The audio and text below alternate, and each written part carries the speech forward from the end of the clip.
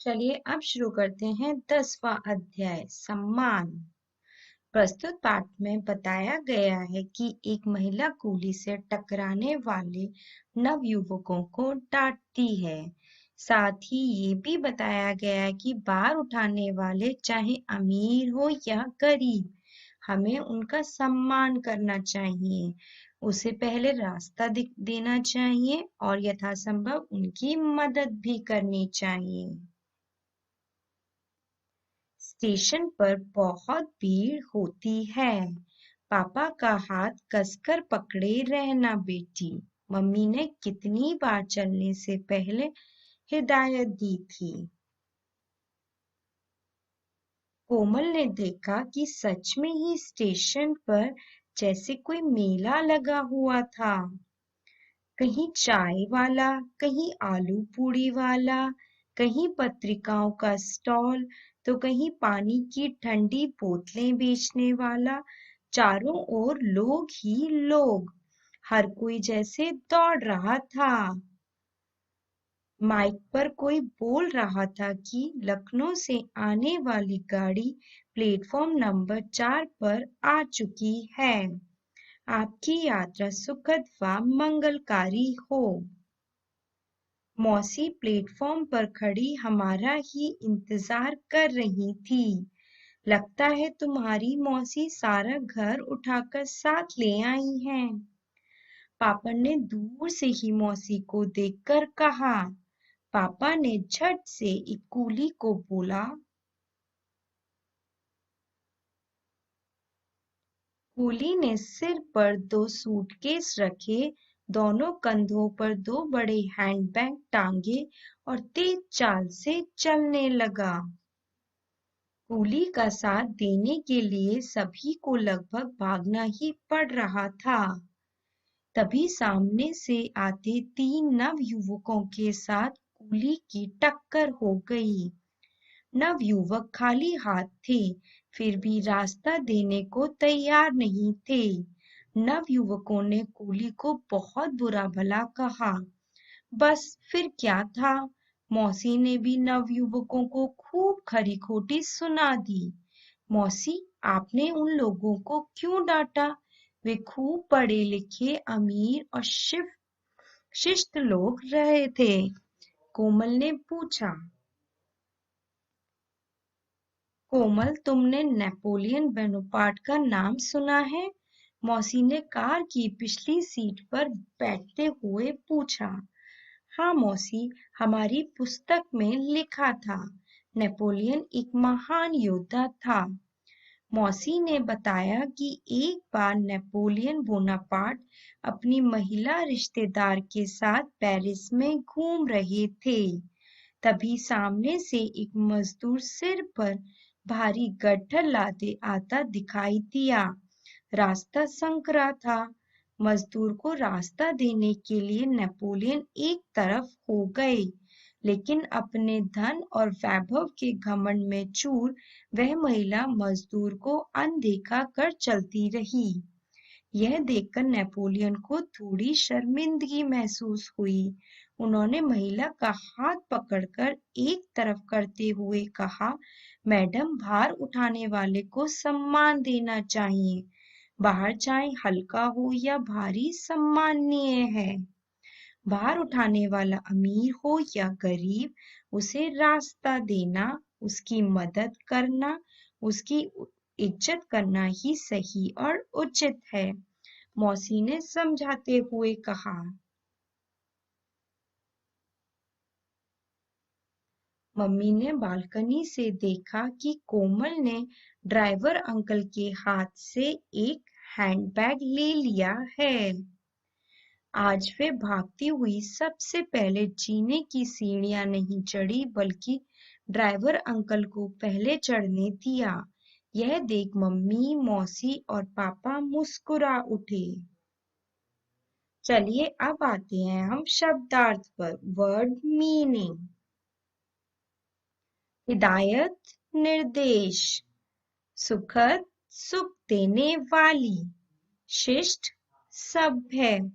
संकरा, पतला और तंग। वैभव, शान, शौकत, शर्मिंदगी, लज्जित होने का भाव, सम्मान, मान, गौरव, इज्जत, मर्यादा, प्रतिष्ठा।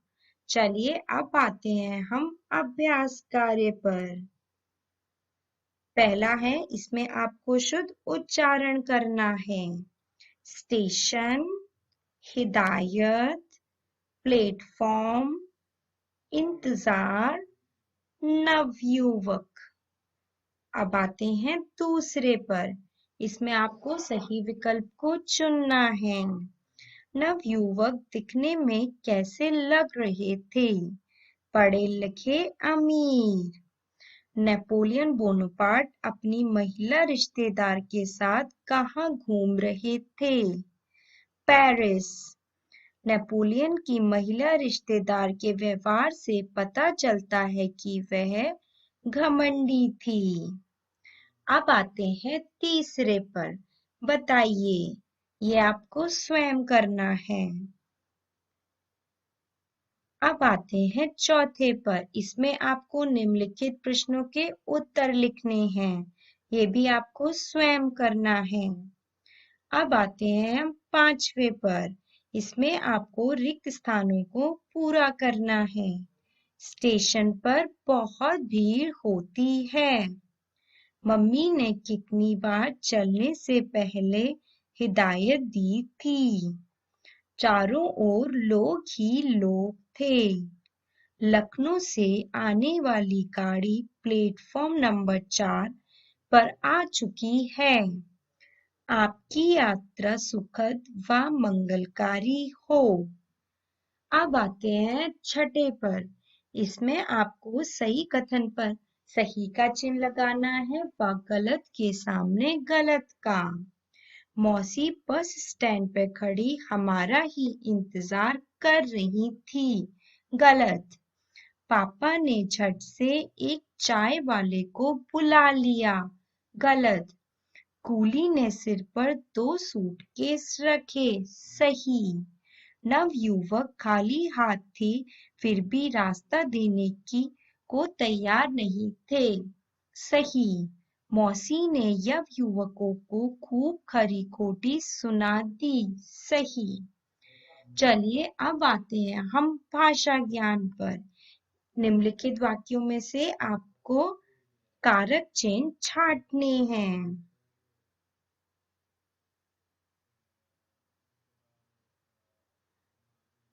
पर, ने, को, का, के लिए, को, में। अब आते हैं दूसरे पर। इसमें आपको क्या करना है? निम्नलिखित मुहावरों का वाक्यों में प्रयोग करना है। जैसे, गीता ने सीता को देखकर भी अनदेखा कर दिया। कई नेता लोग अपना काम निकालने के लिए जनता के कान कतरते हैं। उसकी नीचता का पता चलने पर मैंने उसे खूब खरी खोटी सुनाई। शहर में मकान लेने के बाद रमेश घमंड में चूर रहने लगा। तीसरा, पाठ में आए अंग्रेजी शब्दों को छांटकर लिखिए। Station, platform, stall, handbag, madam, uncle, driver, balcony. अब आते हैं चौथे पर। इसमें समानार्थी शब्द लिखने हैं। हाथ, हस्त, पानी, नीर, रास्ता, मार्ग, अमीर, धनी, पुस्तक, किताब, महिला, स्त्री। अब आते हैं पांचवे पर। इसमें हमें नीचे क्रिया शब्दों को रेखांकित करना है। इसमें है टक्कर हो गई। इसमें है देखकर कहा। इसमें है बुला लिया। इसमें है दौड़ रहा है। चलिए अब आते हैं क्रियात्मक कार्य पर। जैसे कि आपने देखा कि कोमल स्टेशन गई थी, वहां वह भीड़ देखकर हैरान हो गई। आप भी कभी न कभी रेलवे स्टेशन या बस स्टैंड गए होंगे। आपको अपना अनुभव कक्षा को सुनाना है। आप जब किसी यात्रा पर जाते हैं तो अपने साथ कौन-कौन सा सामान ले जाते हैं, ये आपको लिखना है।